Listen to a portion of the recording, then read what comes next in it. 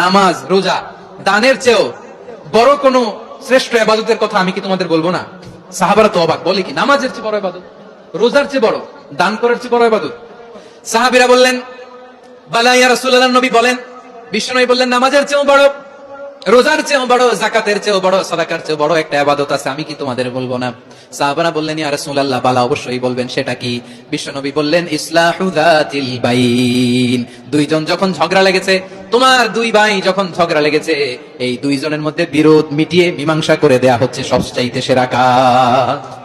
দুইজন ঝগড়া লাগছে, ইসলাহু যাতিল বাইন, দুইজনের মধ্যে মিলিয়ে দেয়া, এটা নামাজ, রোজা, সাদাকার চেয়ে বেশি সওয়াব। সুবহানাল্লাহ, এত আস্তে